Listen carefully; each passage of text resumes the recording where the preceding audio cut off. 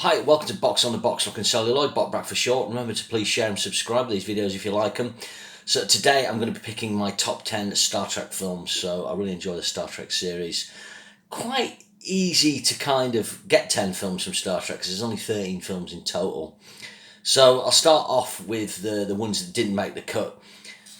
Obviously, Nemesis would be the first point of call with this. This was the last of the Picard era.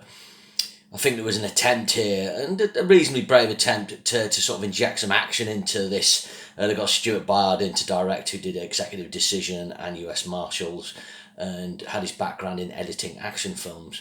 Also had a young Tom Hardy as the clone of Picard. Is it Shinzon he's called? Something like that.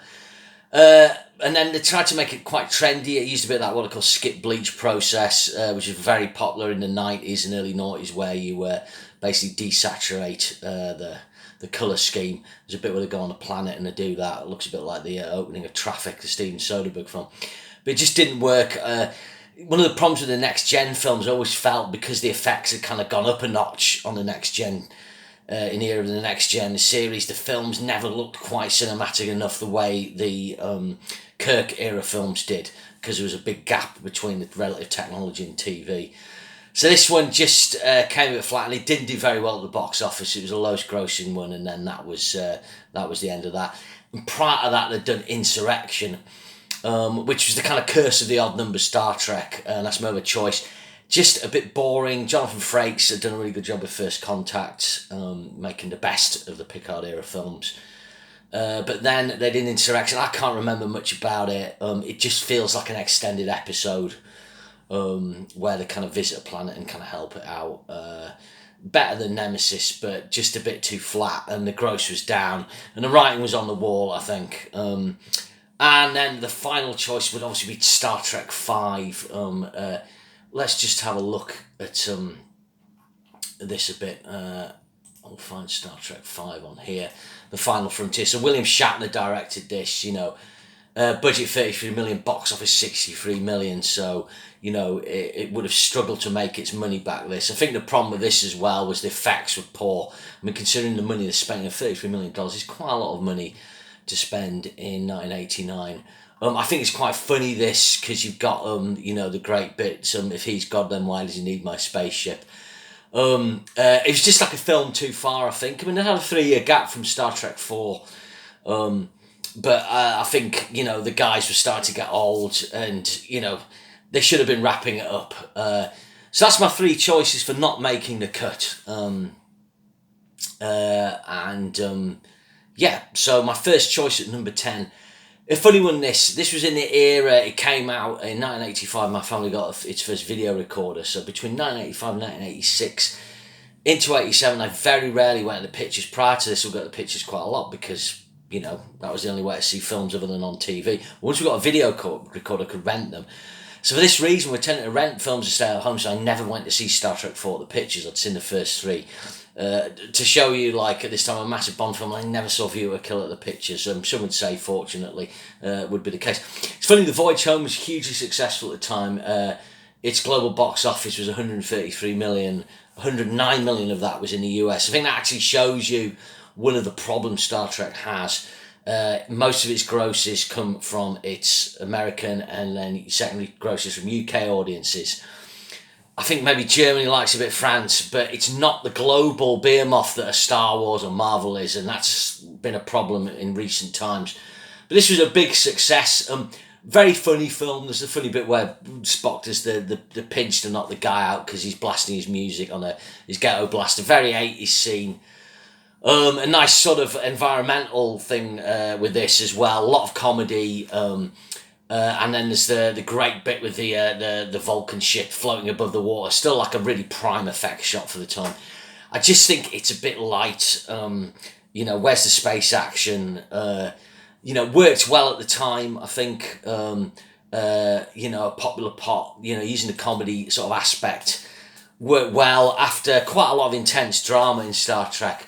But I just don't think it's aged that well. It's just got some inflation adjusted here. So Star Trek 4, 265 million it would gross now. So a good gross, but not massive. So let's go to my number 9 choice, and it's Generation. So this was the first film in the Picard era. I never watched the Picard series much. The odd episode, I just never got into it. But I liked Picard. I liked Data. I went to see this film. I think it's pretty decent. It kind of got middling reviews at the time. I think it's a kind of 3 out of 10, 6, 7 out of 10 Star Trek film. Like Malcolm McDowell, time is very important to my experiment. It gets there's some good effect shots. It's cool when the Enterprise crash lands.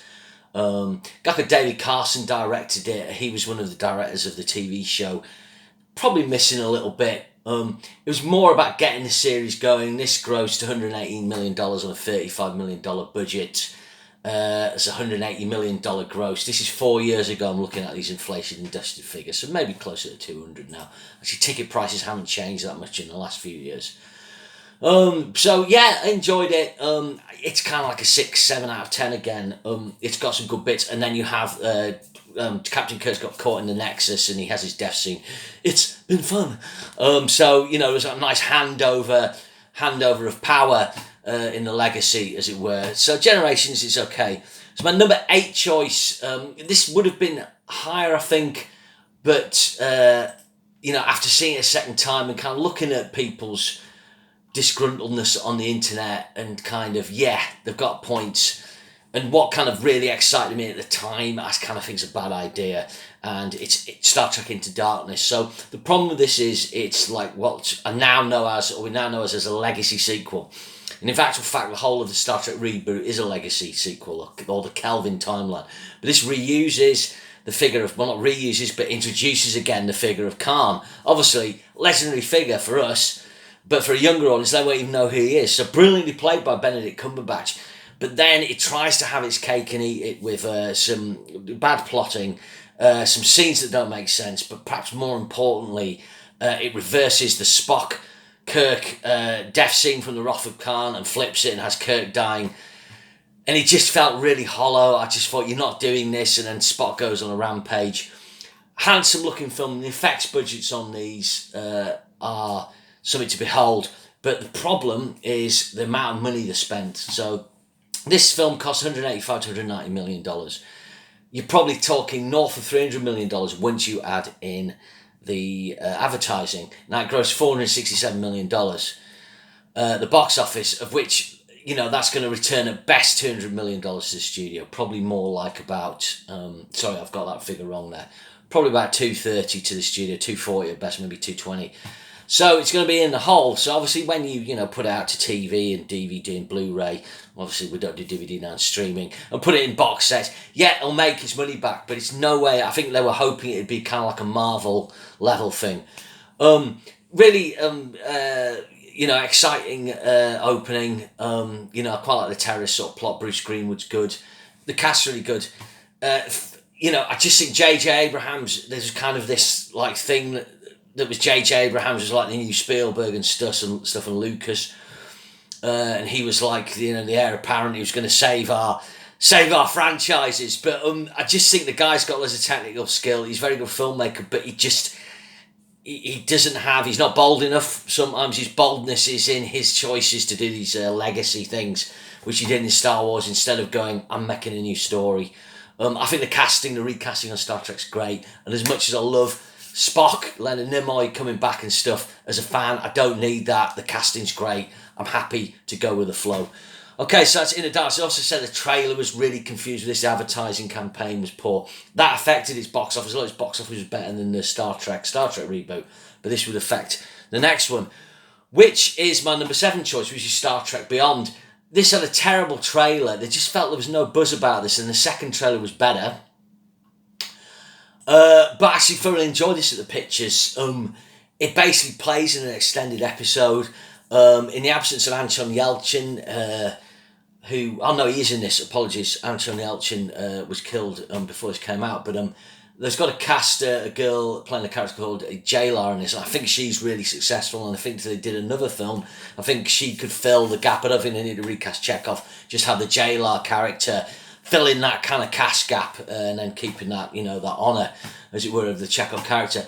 Yeah, the global box office is $343.5 million, $185 million budget. Again, basically losing money for the studio. The problem is, for these kind of films, you need to have these big budgets to deliver the spectacle. And Justin Lin, the director of Fast and Furious, does some great stuff, some great kind of, anti-gravity stuff in the kind of spaceport that's really cool. But like all the other two Star Trek films, not Into Darkness, that's got a really good villain, but the first one and this one, it's got a poor villain, like just Idris Elba's villain. Just, I'm not a massive Idris Elba fan, but he's just lacking something, and that's one of the problems with Star Trek films. Khan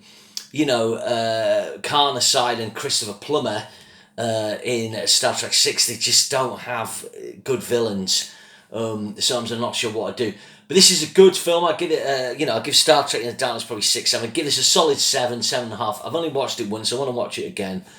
But it's a good, fun piece, and the interplay between Spock and Kirk is really good. Chris Pine really comes in his own in this, and it's kind of exploring that middle age thing a little bit from the Wrath of Khan, but more like Kirk. Well, what do I do? What's my purpose? I've been doing this for so long now, or for a certain amount of time. And I really like that, and I think that really touches a chord with guys my age and stuff. Okay, my number 6 choice it's kind of like a middling one, because it becomes after the old one. Well, don't give it away. And then before the most popular Star Trek back in that era, one of the most popular, it's The Search for Spock, Star Trek 3. But this is a solid entry. It's kind of does what it says on the tin. We kind of have to get Spock back, or we can't have Star Trek without Spock. At the time, we didn't know that. We didn't know he was coming back. We're all fucking devastated. But if you watch The Wrath of Khan, obviously you will remember. But Leonard Nimoy did a good job of directing this. A $16 million budget, grossed $87 million. Inflation adjusted, where is it? Star Trek, The Search for Spock, yeah, $187 million it would gross. So again, probably about $200 million now. Not a massive gross. Just looking Star Trek Beyond, probably about $350. Into Darkness, getting on for $500,000. I didn't mention that before now, but $500 million, sorry. But again, these budgets, back then they had reasonable sized budgets and good effects. But the CGI quote's so big now. So there's that cool bit with the Genesis planets go out of control. The classic moment when Kirk's son gets killed. You killed my sons, you Klingon bastards. Fucking awesome. I liked it. It was a kind of 6, 7 out of 10 again. Very, very difficult for a Star Trek film to be not entertaining. Okay, so my number 5 choice. And total respect, it's First Contact, the Generations crew break in here. And I think this really, Jonathan Frakes, the director, did his homework. He looked at a lot of James Cameron films. Well, what he could. He looked at action films and sci-fi action and, did his homework and created a really good action adventure, space action adventure for Picard's crew with their villain, their Romulans, their Klingons, the Borg. There's a great with Picard. Yes, I know the Borg. He gets a message. He comes saying, "Yes, I know the Borg." My mate had a kind of it would be a Facebook meme now, but he used to do that all the time. But it's very exciting. Alice Krie's very good as a Borg queen. Effects are good for the time, but it's got that tie-in with they've got the warp drive test, so it manages to tie in Star Trek mythology, and Zephram Cochrane played excellently by James. What's the name of the actor? Apologies, James Cromwell, he of Pig fame. He does a really great job of that. He kind of plays him as a kind of science spaceship. But the end, I think this gets. It gets that solid 7, 8 out of 10 for the end when First Contact is made and the ship lands. I mean, it should be obvious who should get out, but when they do, it just brings a tear to your eye because, of course, it's the Vulcans. And I was in the cinema, I was just like, that's beautiful. Okay, so First Contact, yeah, just a little bit of a gross, yeah, $45 million budget, $146 million gross. It did well, better than Generations. Would gross now about 220. So, again, budget's under control. These films making a profit. Okay, so my number 4 choice is one of the most controversial in the history of Star Trek, and it's the first film, Star Trek The Motion Picture. So when I was a kid, I got into Star Trek, I think about 77, 78, when they were being repeated on TV. So this film came out the year later, December 7th, 1979 in America, so I maybe saw it in 1980, I'm guessing. probably sometime in the spring. This was a massive film at its time, but it was cost a fortune. It cost $44 million. It grossed $139 million at the box office. That's actually, in inflation adjusted terms, is nearly $500 million today.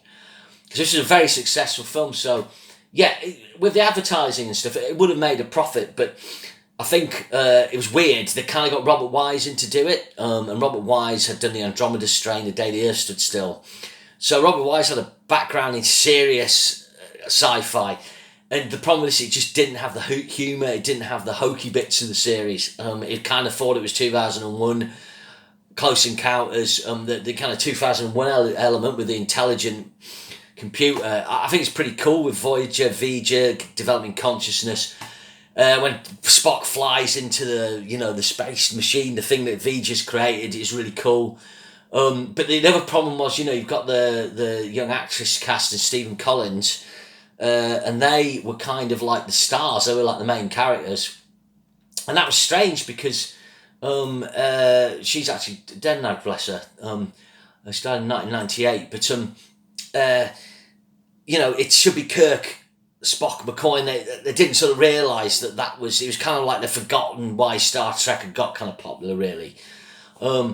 But I do like the film. I like its kind of bold seriousness. I saw it at the time, even though we didn't understand what was going on.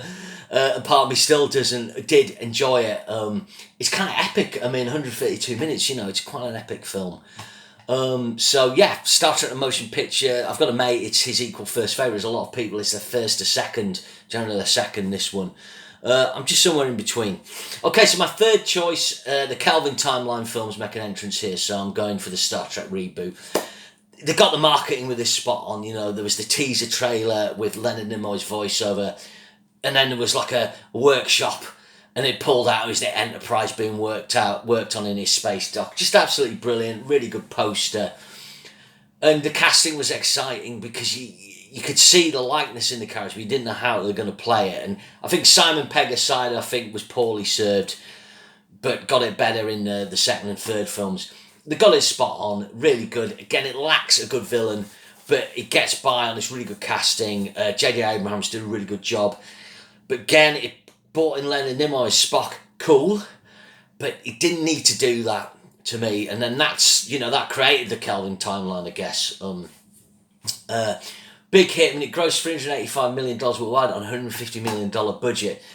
So again, you have to sort of think, well, inflation adjusted, it would be $450 million now. But they must have spent $250 million on it. It would barely make its money back. And this is the problem for the Star Trek films. They're not popular enough worldwide. So you can't throw these kind of budgets at them. You can throw $100 million budget. And then you will see a healthy profit, maybe more than that, maybe 120, 125.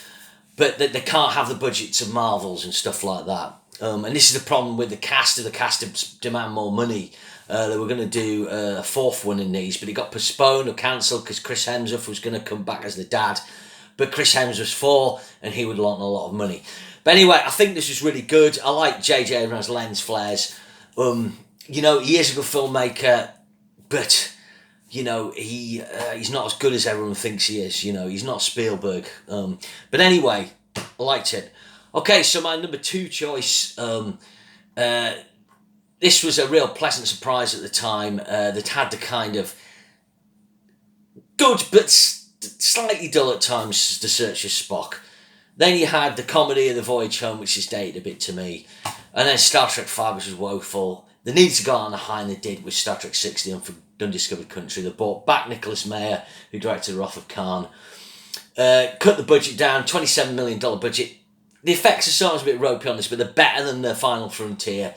And it grossed just under $100 million. 152, they're sort of saying now worldwide, on about 170 inflation adjusted. Not a massive hit, but a solid hit. And it got good reviews, it's got a good record. The thing I love about this is basically Spock becomes Sherlock Holmes. Kirk's stuck on the planet. There's a great bits there where there's two Kirks. Can't believe I just kissed you. Must have been your life's ambition. Love it. And Spock investigates like Sherlock Holmes. I forget, like, the thing about the impossible, the improbable, or however impossible must be the truth. Really good. Christopher Plummer, absolute knockout villain. Brilliant actor. Obviously quoting Shakespeare, and it's just great for Kirk. Kirk should be in space, battling ships like a Navy frigate, and he just does one of these classic manoeuvres, and that's what Captain Kirk is when he's in his element. He knows what manoeuvre to pull to outdo his enemy. It's something like, what is it, like target that gas or whatever. Really good. He spots finds a way around the cloaking, doesn't he? And at the end of this, I filled up when all the cast signed off, basically. All the cast, the 6 principal members, all the signatures came up on the screen, filled up. Brilliant. So this is always easily my second. And Nicholas Meyer does a great job. He does some lovely camera moves in this. There's a lot of nice tracking and movement through the ship. Why he didn't make more films, Meyer, just looking at him here, his filmography, he hasn't directed since this. Does a lot of writing, and credited on Tomorrow Never Dies. Just one of those things. Okay, so that is my top 9. Number 1. Well, there's no surprise, is it? It's the Wrath of Khan. The Wrath of Khan isn't just the greatest Star Trek film ever, but it's just one of the great space action adventure films. And I think what is so good about it, it corrects what is wrong about Star Trek 1 in that it gets the holy trinity of McCoy, Kirk and Spock working. It explores those emotional dynamics, but brilliantly it brings back a legacy character from the series, fantastically played by Ricardo Montalban, even better than he was in the TV show. I mean, Khan's one of the all-time great cinematic villains, not just Star Trek. He's never been topped. I mean, Christopher Plummer, does a very good job, but, Khan would make any sort of great villains of Hollywood history. He looks fantastic, his delivery's amazing. And then it explores the fact that Captain Kirk is old, the Star Trek original series, 66, 69. This is, 13 years after it stopped, and it explores the fact that these guys are middle-aged. They're all or 50 or more. Brilliantly directed by Meyer. Screenplay by a guy called Jack B. Sowards, Harve Bennett, who wrote it, the story. Only a $12 million budget, and it grossed $97 million. So, again, and the money's up on the screen with this as well. I mean, it's got early CGI sequence with the Genesis effect. I think that's an early use of computer. I could be wrong. Just really good. It's inflation adjusted gross now. We're about 250 million. Again, you got to keep your Star Trek budgets down. You'll make good money. I think my favourite sequence in this is when they land on the planet to investigate it, and Chekhov sees the SS Botany base sign, and he's just filled with fear, and then the kind of figures turn up. I just think that's so good. And this film's 113 minutes. I mean, it's a space epic, but it lasts less than 2 hours. So good. All the cast, firing all 6. And you've just got a classic Kirk battle at the end, the face-off with Khan, and Kirk outwits him. And that's, again, like the Undiscovered Country, that's where we want to see Captain Kirk. Captain Kirk folklore, I can't remember it. There's the classic thing he's beaten at the Academy, isn't there? And that's his, that's where he comes into his own, because he can outsmart an opponent with kind of out-of-the-box thinking. And that's what he does. He's just a fucking master. He's a master captain. Great. And I love the Wrath of Khan. And to finishing off, you don't need to be a Star Trek fan to enjoy it. I think anyone who enjoys science fiction or enjoys just good action adventure can watch this film. It's great. And I loved it at the time. I loved it now. I love it now. That's my number 1 Star Trek film of all time. So thanks very much. I don't think there's many massive surprises there, really. I think they're quite easy to pick, really, these Star Trek films. A bit easy in the episodes. So remember to share and subscribe if you enjoy my little review. Sorry there's no clips. Sorry there's no fancy editing. I'm not sort of au fait with that at the moment. Maybe one day. Cheers. Thanks very much. See you again. Bye.